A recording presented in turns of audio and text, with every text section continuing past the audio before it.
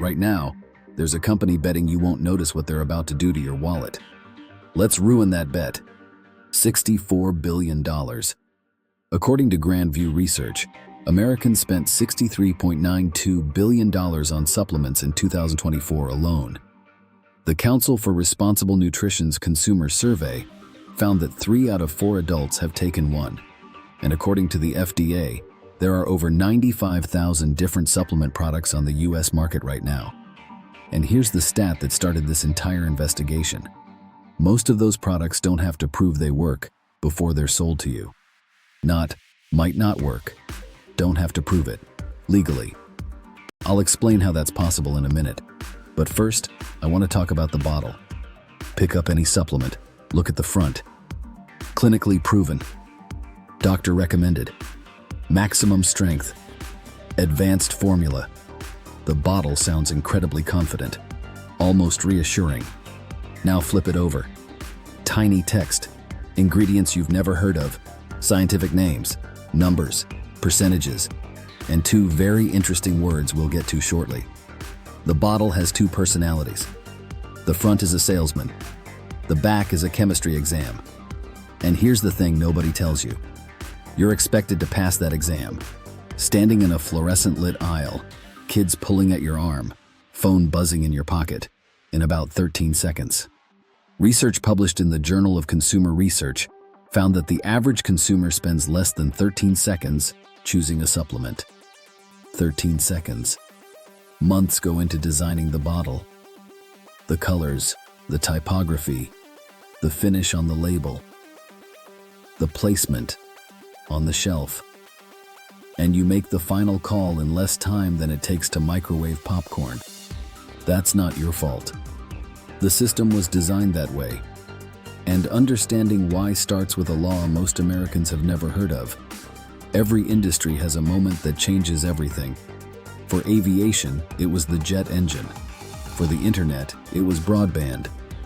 For the supplement industry, it was a single law, passed in 1994, called DSHEA, the Dietary Supplement Health and Education Act. You can read the full text on fda.gov. It's public. And what it says changes everything about how you should shop. Before we get into what it does, let's play a quick game. Imagine you invent a new medicine, a pill that claims to lower blood pressure. Before a single doctor prescribes it, what happens? Years of research, clinical trials, independent review, a government agency checking the evidence before it ever touches a pharmacy shelf. Now imagine you create a dietary supplement instead. Different product, different rules, different path to that same shelf. Under DSHEA, supplements are classified differently from drugs. The company making the product is generally responsible for making sure it's safe and accurately labeled before it goes to market. Regulators can take action later if problems emerge. Now, and this is important, that doesn't automatically mean supplements are unsafe. It doesn't automatically mean they don't work. Some are excellent. Some are backed by real science. Some are manufactured to incredibly high standards. But it does mean the system works differently than most people assume. Here's an analogy I keep coming back to. Imagine 2 restaurants on the same street. Restaurant A is inspected on a regular schedule. Restaurant B is expected to follow the same food safety rules, but inspectors generally step in after complaints or evidence of a problem. Both could serve great food. Both could be perfectly safe.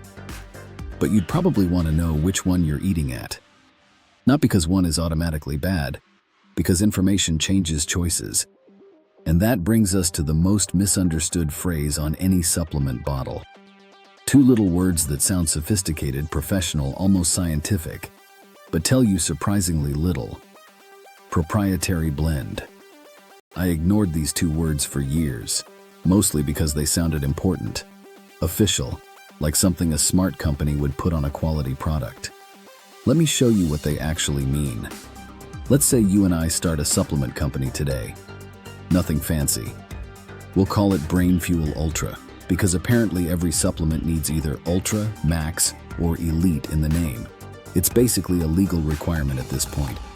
We find 5 trendy ingredients: focus, memory, energy, stress, And one more because odd numbers apparently don't look scientific enough. We put them all in one capsule. On the label, we write, proprietary blend, 600 milligrams. Then we list every ingredient underneath. Looks impressive, sounds complicated, feels expensive. But here's the question. How much of each ingredient is actually in there? The label doesn't say. Remember our chemistry exam? This is the question they left blank.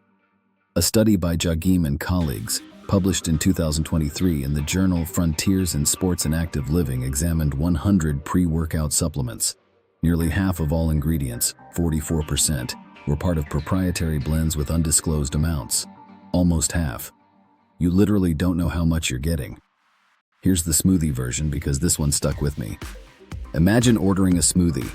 The menu says, contains blueberries, strawberries, mango, banana, and dragon fruit. Sounds incredible. Then someone quietly tells you the smoothie is 98% apple juice. Everything else? Just enough to honestly say it's included. The menu wasn't lying, but it also wasn't telling the whole story. The supplement industry has a term for putting tiny amounts of expensive ingredients into a formula just so they appear on the label. They call it fairy dusting. That's not me being dramatic. That's an actual industry term. They made it sound cute. Now, to be fair, there are legitimate reasons some companies protect formulas. Businesses invest real money creating products. Sometimes they don't want competitors copying every detail overnight. That's understandable. The problem starts when secret recipe becomes impossible for the customer to evaluate. Because now you can't compare doses, you can't compare value, you can't compare products. You're being asked to trust without being given much to verify. And trust brings us to the next trick. Because if the label can be vague about ingredients, imagine what can happen with the claims. Clinically proven. 2 words. On thousands of bottles. Sounds like science settled the question. Here's what those words can mean. And here's what they usually mean. At their best, they mean the specific product, not just an ingredient. The actual product was tested in a randomized, double-blind, placebo-controlled trial on a meaningful number of humans. That's the gold standard. That's real. At their less than best, they mean one of the ingredients was studied once, in a lab, in a petri dish, in 2003, in a study funded by the company that sells the ingredient, on cells, not humans, cells. And here's the part that surprised me. Clinically proven doesn't have a strict legal definition in supplement marketing. The FTC, the Federal Trade Commission, does require that health claims be backed by what they call competent and reliable scientific evidence.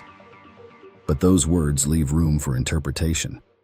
According to FTC enforcement data compiled by Gitnux in 2023 alone, the FTC took action against over 50 supplement companies for misleading advertising claims. 50 companies in 1 year. Those are the ones that got caught. Story time. A few years back, a supplement brand ran ads saying their product was clinically shown to improve memory. The study behind that claim? 12 participants. 12. Your Thanksgiving dinner has more statistical significance than that trial. But clinically shown ended up on millions of bottles, and it worked. Because your brain doesn't audit the research. Your brain sees clinically proven, files it under science says it works, and moves on. That's not stupidity. That's efficiency. Your brain is doing its job, taking a shortcut. But shortcuts are exactly what these labels are designed to exploit. Remember the 2 personalities? The salesman on the front? This is his best trick. He doesn't lie. He just borrows scientific language the way a kid borrows dad's suit jacket. Same words, very different authority. Now, and I want to be clear about this, there are supplements with rigorous clinical evidence behind them, real studies, large sample sizes, independent funding, peer-reviewed journals. They exist. They're worth your money. The problem is they share a shelf with products that dress up weak evidence in strong language. And from the outside, they look identical. So how do you tell them apart? That question leads us somewhere uncomfortable. Because it turns out the issue isn't just what the label says. It's what the bottle actually contains. This is the section I debated leaving out. Not because it isn't true, because it's unsettling. But you deserve to know. So here it is. The Clean Label Project, an independent nonprofit with no financial ties to the supplement industry, tested over 1,000 supplement products. Half of them contained contaminants that weren't on the label. 50%. According to the Clean Label Project's published findings, half the supplements they tested had stuff in them that wasn't supposed to be there. A separate study published in the journal Food Science and Nutrition, you can find it on PubMed Central, tested supplements derived from plants and microalgae. 68% were contaminated with heavy metals, lead, arsenic, cadmium. And children aren't exempt. NSF International, one of the most respected independent testing organizations in the world, tested melatonin gummies marketed for kids and found a 14% contamination rate. According to FDA enforcement data under Regulation 21 CFR 111, the agency issued 231 separate observations in 2024 to supplement manufacturers for failing to verify that their ingredients match their labels. 231 times. The FDA walked into a facility and said, "Your ingredients don't match your labels." And here's one that really puts it in perspective. The United States Department of Defense maintains a list of over 200 supplement ingredients that are banned for active duty service members.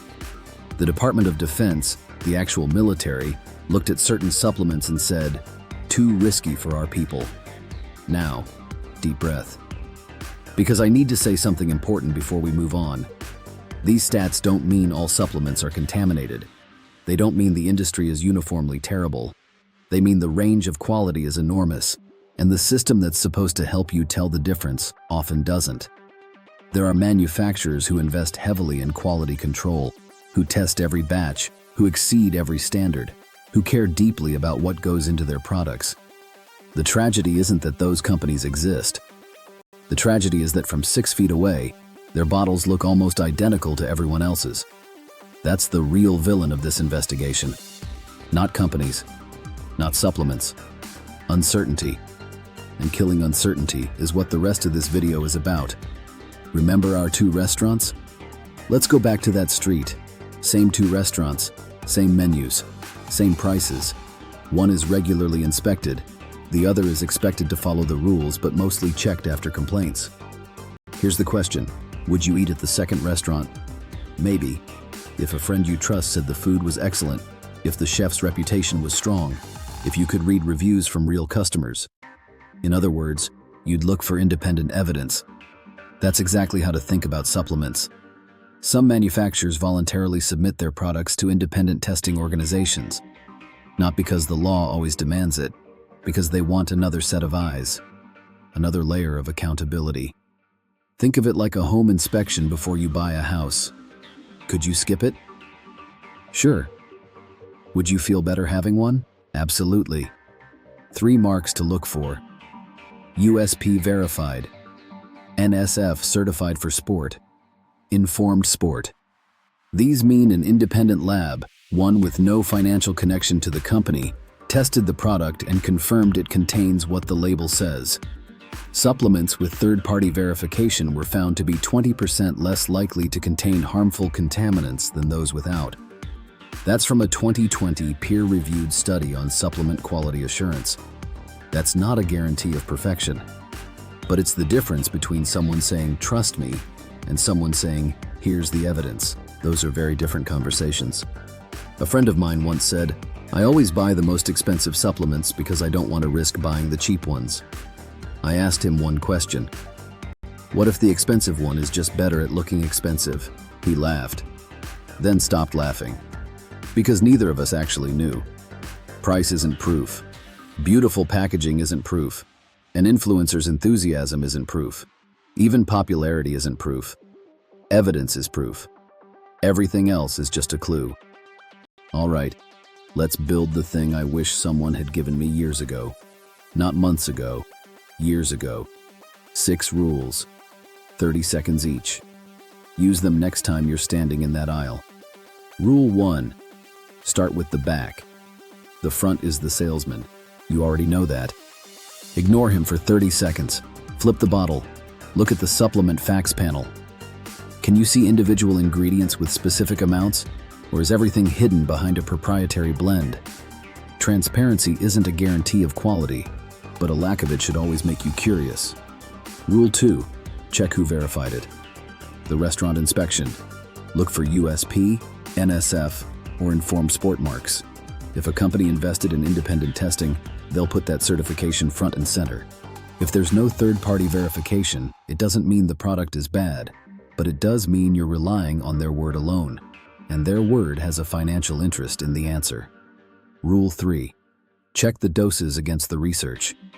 This takes 60 seconds on your phone. Google the ingredient name plus clinical dose.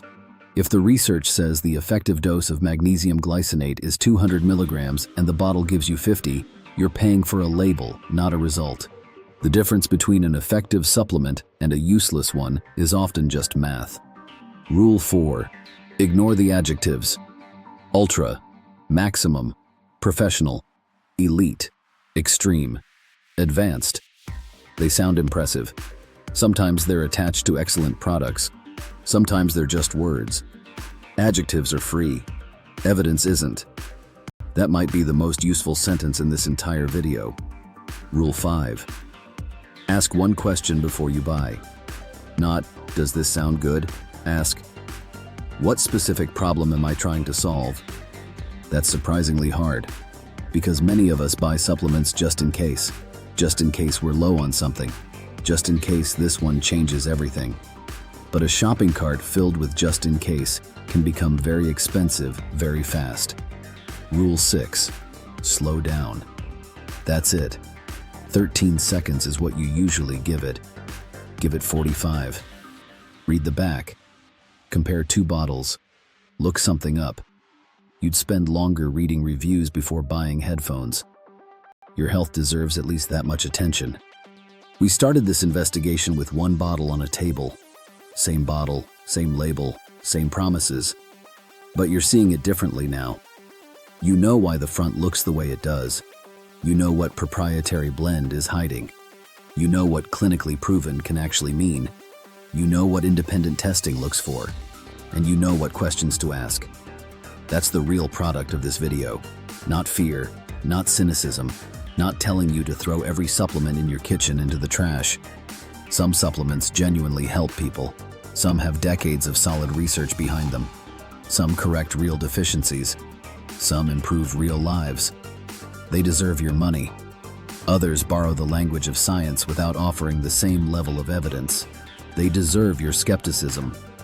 The difference between the two has never been about the front of the bottle. It's always been about knowing how to read the back.